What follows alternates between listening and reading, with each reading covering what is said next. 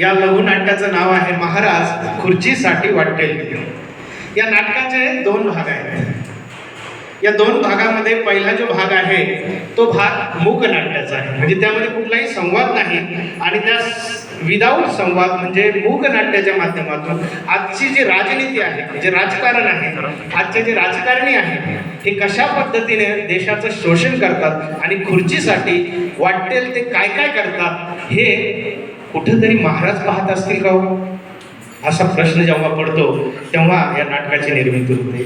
आणि खरंच या नाटकामधून कुठंतरी महाराज ज्यांचा स्टॅच्यू रूपाने हे सगळं बघतायत, कुठून तरी एक त्यांचा अंतरात्मा हे सगळं बघतो आणि ज्यांनी इतकं रक्त सांडलं आणि स्वराज्याची निर्मिती केली त्या महाराजांना हे बघून चित्र खुर्चीसाठी वाटेल ते काय वाटत असेल. कारण एक काळ होता जो महाराजांनी गाजवला. त्या काळामध्ये महाराज सांगत होते सर्व मावळ्यांना आणि मावळे सांगत होते महाराजांना, महाराज स्वराज्यासाठी वाटेल. काय परिवर्तन झालं 16वे शतक आणि आजचं या 21व्या शतकातलं परिवर्तन महाराज जेव्हा बघत असेल तेव्हा निश्चितच हे बघून महाराजांची व्यवस्था, त्यांची मानसिकता काय असेल ते या नाटकातनं मांडण्याचा मी प्रयत्न केलाय. आणि या नाटकाचा एक भाग मूकनाट्याचा आहे आणि दुसऱ्या भागामध्ये जिथं महाराज हे सगळं बघताय तिथनं महाराजांची व्यवस्था, त्यांना तो सगळा भाग आठवतोय की माझ्या मावळ्यांनी या स्वराज्यासाठी काय काय केलं आणि ते आठवल्यानंतर महाराजांची रिॲक्शन काय असेल हे सगळं एक काल्पनिक संदर्भातून या ठिकाणी आम्ही मांडण्याचा प्रयत्न केलेला आहे. फार कमी वेळ मुलांना मिळाला आहे, मात्र अतिशय उत्कृष्ट पद्धतीने या ठिकाणी त्यांनी सादरीकरण आतापर्यंत सर्व रिहर्सलमध्ये केलं आहे आणि या ठिकाणी त्याच पद्धतीचं सादरीकरण होईल. जेव्हा तुम्हाला वाटेल की टाळ्या वाजावा तर निश्चित टाळ्या वाजवा, दाद द्यावीशी वाटेल निश्चित दाद द्या. तर आता जास्त वेळ न घेता मी विनंती करतो आमच्या टीमला की आपण या ठिकाणी या लघुनाट्याची सुरुवात करणार आहोत. धन्यवाद. एकदा जोरदार टाळ्या वाजवून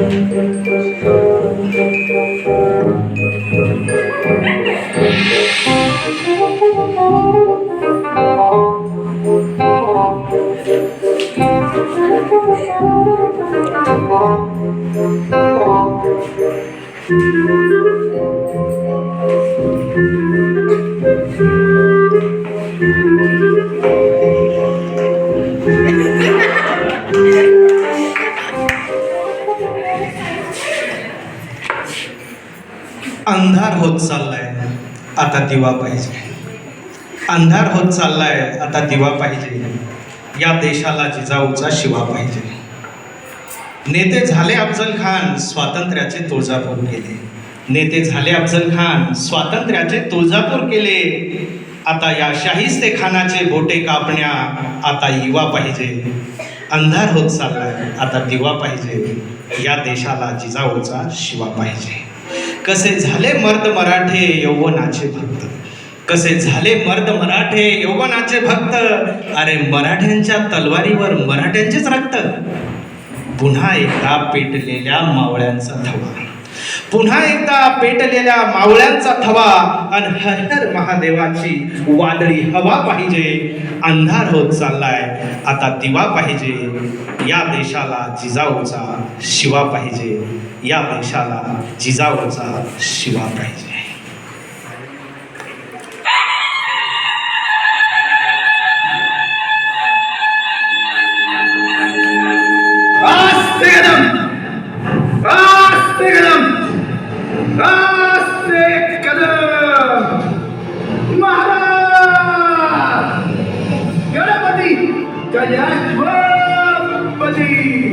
भूपती प्रजापती सुवर्णरत्न श्रीपती अष्टावधान जागृत अष्टप्रधान वेष्टित न्यायोऽलङ्कार मंडित शस्त्रास्त्र शास्त्र पारंगत राजनीती धुरंधर प्रौढ प्रताप पुरंदर क्षत्रिय क्रावतौन सिंहासनाधीश्वर महाराजाधिराज राजा शिवछत्रपती महाराज की जय.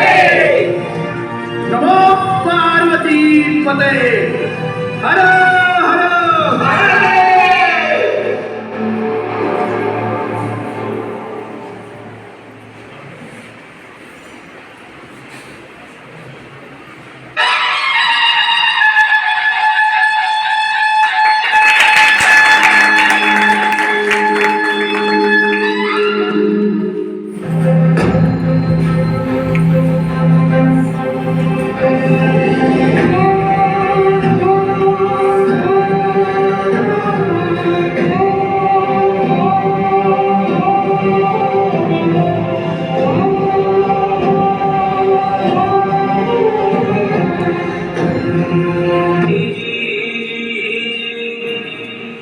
सकाळची वेळ होती.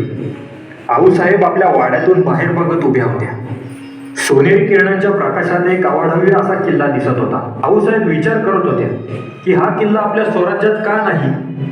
एवढ्यात महाराज तिथे आले. आऊसाहेब काय आहे आपल्या मनात?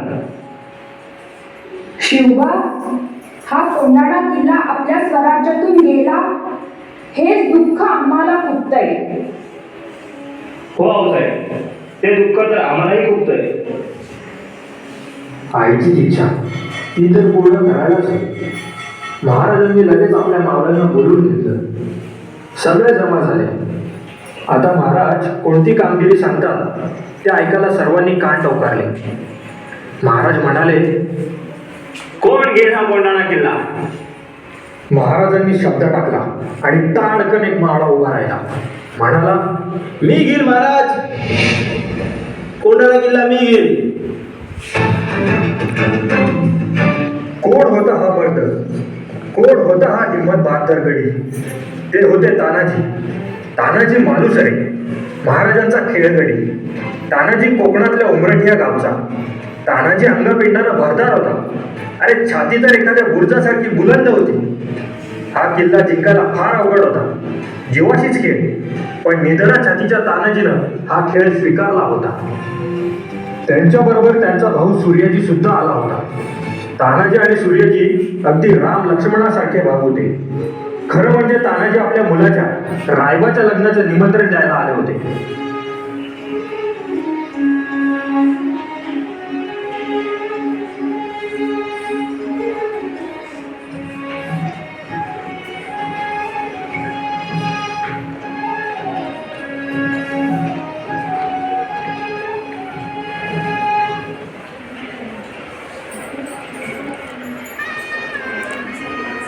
तानाजी, तुझ्या घरी मुलाचं लगीन आहे, कोंडाणा घ्यायला तू जाऊ नकोस.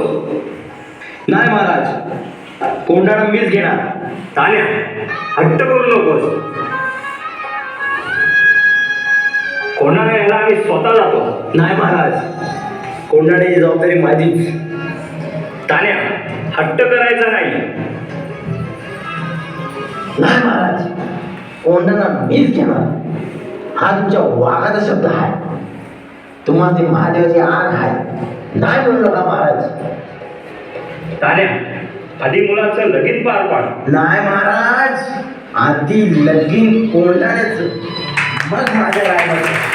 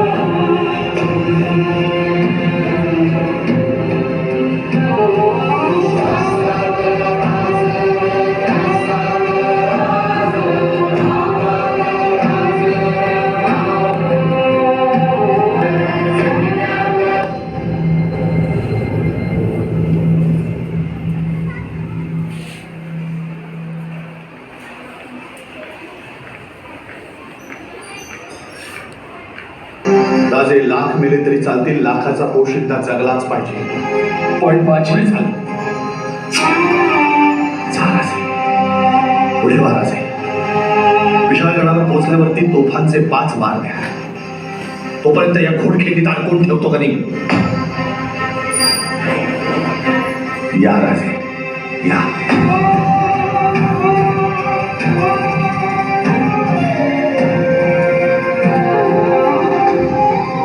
आपण पुन्हा भेटणार आहोत माझी.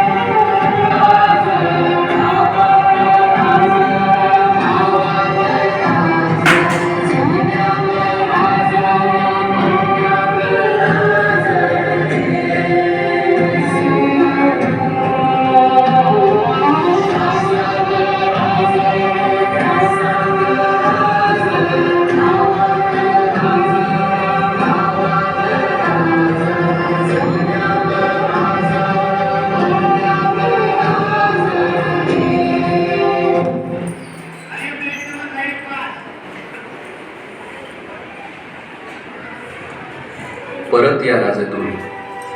सगळेच तुम्हाला विनवतायत. अवताराच्या गोष्टीवरून परत परत गळ घालतायत. पण माझा एक सल्ला आहे. बघा, पटला तर समजून घ्या, नाहीच पटला तर लहान लेकराच्या चुका म्हणून सोडून द्या. नका येऊ तुम्ही परत. आता तुमची गरज नाही. मराठ्यांच्या स्वाभिमानाला आता कोणी वारस नाही. म्हणून मी राजे तुम्हाला परत या म्हणणार नाही. शिवनेरीच्या शिवाईचे आता कोरडे झाले डोळे. तुळजा भवानीचं तर दुःखच वेगळं. तिच्या डोळ्यातच भरले डोळे. सिमेंटच्या जंगलात हरवलेला सह्याद्री तुमच्याकडे वळून बघणार नाही. म्हणून मी राजे तुम्हाला परत या म्हणणार नाही.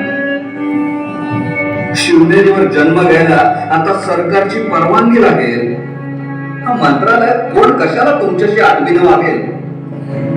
तिथे जाऊन लाच देणं तुम्हाला जमणार नाही. म्हणून मी राजे तुम्हाला परत या म्हणणार नाही. लाल महालाच्या जागेचा भाव भलताच वाढलाय. उन्हाळीत गांजलेला पुणेकर आता चांगलाच सुधारलाय. सोन्याचा नांगर घ्यायला आता तुम्हाला परवडणार नाही. आणि मोबाईल हातात घेतलेल्या युवकातून पुन्हा मावळा घडणार नाही. म्हणून मी राजे तुम्हाला परत या म्हणणार नाही. पुनवडेचं पुणं केलं, पण पुण्याचं पुणे कसं करा? दऱ्याखोऱ्यात फिरण्यासाठी सारखाच टोल कसा भराल? बरोबर फिरणाऱ्या सवंगड्यांच्या मागण्या आता आहेत खास. प्रत्येकाला कोंबडी बरोबर दारू बिअरची आहे आस. त्यांच्यावर खर्च करू तुमच्या खिशात काहीच उरणार नाही. म्हणून मी तुम्हाला राजे परत या म्हणणार नाही. स्वराज्याच्या आया बहिणींना येथे मोकळा श्वास नाही. नाक्या नाकावर उभे रांड्यांचे पाटील, त्यांना कोणाचाच धाक नाही. तुमच्यावर संस्कार करायला जिजाऊंनाही वेळ हवा, कारण टीव्हीवर रोज झळकतोय सास बहुचा ट्रेंड नवा. करड्या शिस्तीच्या दादोजींनाही तुमचे गुरु बनण्याचा अधिकार नाही. म्हणून मी राजे तुम्हाला परत या म्हणणार नाही. तलवारीच्या पात्याला आता मालकी हक्क मिळत नाही. असे कसे राजे तुम्ही? तुम्हाला सातबाराही कळत नाही. गड किल्ल्यांच्या जागेचाही आता बाजार झालाय. गावोगावच्या मावळ्यांनाही गुंठ्याचा आजार झालाय. कमिशन शिवाय विषय पुढे सरकणार नाही. म्हणून मी तुम्हाला राजे परत या म्हणणार नाही. हल्लीच्या राजकारणात तुमचा ट्रेंड जुना झालाय. शिवशाहीचा राज्यकारभार सरकारनं हद्दपार केलाय. तुमच्या असण्यापेक्षा त्यांना तुमचं नसणं महत्वाचं आहे. तुमच्या नावावरच्या भावनिक खेळानं मतदाराचं फसणं महत्वाचं आहे. राजकारणातला भ्रष्टाचार आता तुम्हाला बघवणार नाही. म्हणून मी तुम्हाला राजे परत या म्हणणार नाही. 12 मावळ तुमची सगळी नॉन महाराष्ट्रीयन झाली आहेत. खेड्यापाड्यातील लेकरे सारी इन्व्हेस्टरच्या बंगल्यात कामाला गेले. तुमच्या स्वराज्यात आता तुम्हाला कोणीच ओळखणार नाही. म्हणून मी तुम्हाला राजे परत या म्हणणार नाही. तुमच्यासाठी प्राण देणारे बाजी फुलाजी हरवलेत. पर्यटकांच्या गर्दीत तानाजीही घुसमटले. मुरारबाजींचा पुतळा रोज दारू पार्ट्या बघत झुरतोय. रायगडावरचा धांगडधिंगा बघत तुमचाही दिवस सरतोय. हे कधीच आता थांबणार नाही. म्हणून मी तुम्हाला राजे परत या म्हणणार नाही. परत या म्हणणार नाही.